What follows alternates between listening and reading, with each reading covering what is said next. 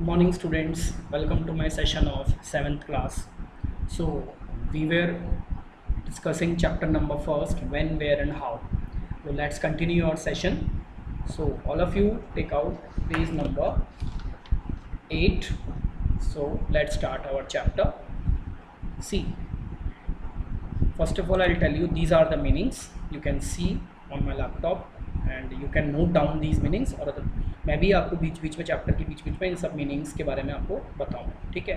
So let's start. We have many inscriptions written on plates of copper and stone. Inscriptions का मतलब होता है लेख, ठीक है, शिलालेख जिसको बोलते हैं. आप मॉन्यूमेंट्स टेम्पल्स वगैरह में जाते हो तो वहाँ पर आपको लिखा हुआ मिलता है. कई सारी चीज़ें हैं पुराने समय में जो है वो लिखी गई थी कि किस बारे में है, ये क्या है, ठीक है ना. इस सब चीज़ों के बारे में आपको मिलता है लिखा हुआ. कॉपर पे, स्टोन पे, return on plates of copper पे मिलेगा. स्टोन पे कॉपर की बनी हुई कोई चीज़ होगी या स्टोन की बनी हुई चीज़ होगी वहाँ पे. दीज प्रोवाइड्स, ये हमें क्या बताती हैं अब ये देखो. These provides valuable information. ये हमें मध्यकालीन युग जो मिडाइवल पीरियड है उसके बारे में बताती हैं कि उस पीरियड के अंदर क्या क्या चीज़ें थी, क्या क्या मोनूमेंट्स बनाए गए, क्या क्या बोल टेम्पल्स वगैरह बनाए गए, ठीक है ना, इस तरह से. तो ऑथेंटिक इन्फॉर्मेशन, ऑथेंटिक का मतलब रियल इन्फॉर्मेशन ये हमें देती है और एक्यूरेट डेट्स की किस सन में ये बनाया गया, किसके द्वारा ये बनाया गया, ये सारी इन्फॉर्मेशन भी हमें मिलती है. In many of these inscriptions there are important information of rulers. इन इंस्क्रिप्शंस में कई इन्फॉर्मेशन हमें रूलर्स के बारे में, उन्होंने कैसे रूल किया, देयर क्वालिटीज़, देयर रिलेशंस, दूसरे स्टेट्स के साथ उनका रिलेशन एंड देयर एडमिनिस्ट्रेशन, इसके बारे में भी हमें पता चलता है. The place where these inscriptions have been found. Now the place we have to find that where these inscriptions have been found, कि ये कहाँ मिली.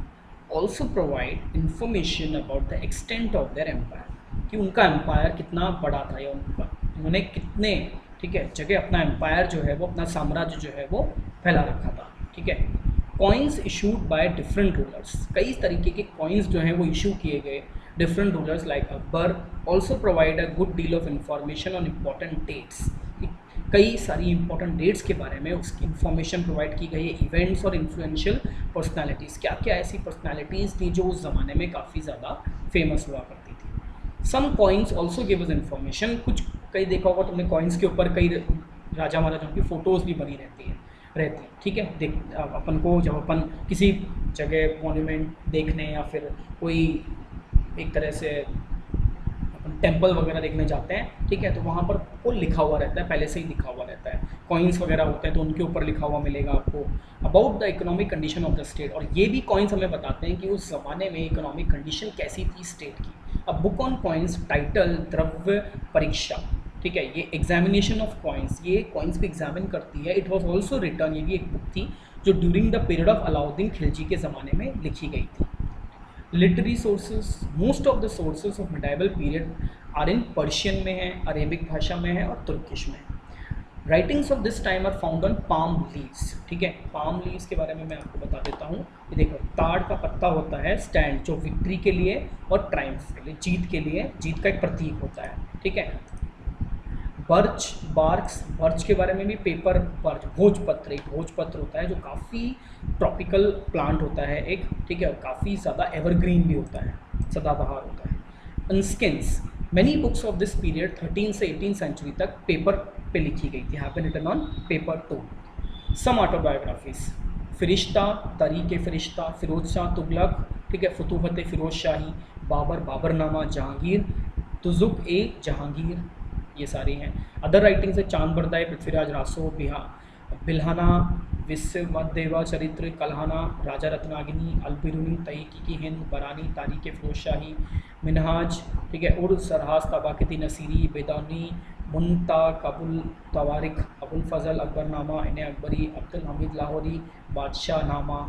लिटरेरी सोर्सेज में फरमान, imperial decrees and correspondence of rulers, mutual treaties which are also important source for historical evidence. Literary sources के अंदर फरमान के, फरमान का मतलब कोई ऑथोरेटिव ग्रांट या परमिशन, ठीक है, बड़ी अथॉरिटीज़ हैं उनसे कोई आपको रिक्वेस्ट मिली या परमिशन मिली है किसी चीज़ को करने की या कोई ग्रांट मिली है.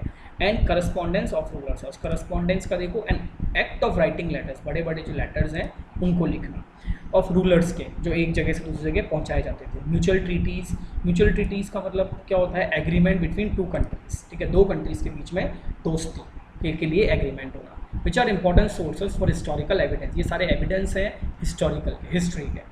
ट्रैवलॉग्स अकाउंट्स ऑफ फॉरेन ट्रैवलर्स, में जितने भी फॉरेन ट्रैवलर्स आते थे उनके अकाउंट्स लिखे जाते थे of the period are important. ये सबसे ज़्यादा इंपॉर्टेंट लिटरेरी सोर्सेज हैं कि कौन कौन से ट्रैवलर जो हैं वो विजिट करने के लिए आए। They give us true pictures of prevailing trends and customs, ये हमें बिल्कुल एक ट्रू पिक्चर दिखाते हैं ऑफ द प्रिवेलिंग ट्रेंड्स की क्या क्या ट्रेंड्स फॉलो किए गए थे, कस्टम्स फॉलो किए गए थे उस ज़माने के of that time. Ibn Battuta Rihla describes the reign of Muhammad bin Tughlaq, ये बताती है किताब की इस मोहम्मद बिन तुगलक के शासन के बारे में। Al Biruni wrote an account, Abdul Razzaq visited the kingdom of Vijayanagar. European travels में जैसे मार्को पोलो ऑफ इटली के, निकोलो कॉन्टी ऑफ वेनिस के, टुआटा Barbosa, Domingo Paes of Portugal, Nikitin of Russia, Father Monserrate, Ralph Fitch, Father Xavier, William Hawkins England has visited India, इन सब ने India visit किया था। ठीक है, इसके बाद सम अदर यूरोपियन, और भी बहुत सारे यूरोपियन ट्रैवलर्स जो तो आए हुए, Thomas Coryat, Edward Terry from England से, Sir Thomas Roe, Francisco Pelsaert, Tavernier, Bernier from France, they have also visited India in later medieval period. Many of these travelers, इनमें से कई सारे जो ट्रैवलर्स थे जो stayed at the courts of different Indian rulers के court में ये रहा करते थे, like Bahmani, Akbar, Jahangir, Aurangzeb. These account give a true picture of the events, ये देखो ये अकाउंट है, ये हमें बताता है true picture of the events की कैसे कैसे ये कहाँ कहाँ पर रहा करते थे। ठीक है, some of these works of foreign travellers के जो कुछ काम हैं एंड इंडियन राइटर्स ने भी इनको इलस्ट्रेट किया है, लिखा है विद ब्यूटीफुल पेंटिंग्स, अच्छी अच्छी पेंटिंग्स के साथ। These paintings are very useful, as ये पेंटिंग्स काफ़ी ज़्यादा यूजफुल हैं as they throw light on the development, ये बताती हैं डेवलपमेंट ऑफ आर्ट की, आर्ट का डेवलपमेंट किस तरह से हुआ, and social background of that time, और उस ज़माने का सामाजिक बैकग्राउंड क्या था। However Mughal rulers were very fond of music, जो मुगल रूलर्स थे उनको म्यूज़िक और डांस का बहुत शौक था, but some of them patronised these arts, लेकिन उनमें से कुछ ने पैट्रोनाइज का मतलब फाइनेंशियल सपोर्ट, कुछ लोगों ने सपोर्ट दिया, फाइनेंशियल सपोर्ट दिया इन आर्ट्स को पैसे देकर। बाबर हिमसेल्फ, बाबर ने कुछ सॉन्ग्स लिखे, wrote songs and set them to tune, और उसकी ट्यून भी बनाई। Humayun was also very fond of music, the biggest follower of the music was Akbar, सबसे बड़ा फॉलोवर अकबर था। तानसेन उसके कोर्ट में था। It is said that he had a sanctity in his music, ये कहा गया है कि उसके म्यूजिक में पवित्रता झलकती थी, and could make the clouds burst into rain, और ऐसा लगता था जो क्लाउड्स वो अपने म्यूज़िक से जो क्लाउड्स हैं उनको एक तरह से क्लाउड्स में छेद करके बारिश को ला सकता है। ठीक है, Indian style of music flourish during this period, इस पीरियड के अंदर इंडियन स्टाइल का म्यूज़िक काफ़ी ज़्यादा फ्लरिश हुआ, काफ़ी ज़्यादा फेमस हुआ।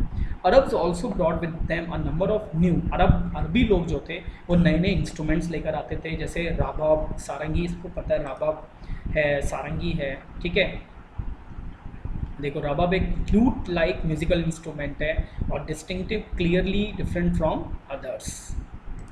उसके बाद rabab and sarangi and new musical modes and regulations to, a distinct style, new style का म्यूजिक हुआ करता था, स्ट्रक्चर ड्यूरिंग दिस टाइम उस समय। ठीक है, देखो ये है Indian question, Indian contact with the world reference, ये इंडिया का कॉन्टैक्ट उस जमाने का है कि वर्ल्ड के साथ उसका कॉन्टैक्ट किस तरह से था। ठीक है, so chapter is completed, tomorrow we will do question and answers. Thank you.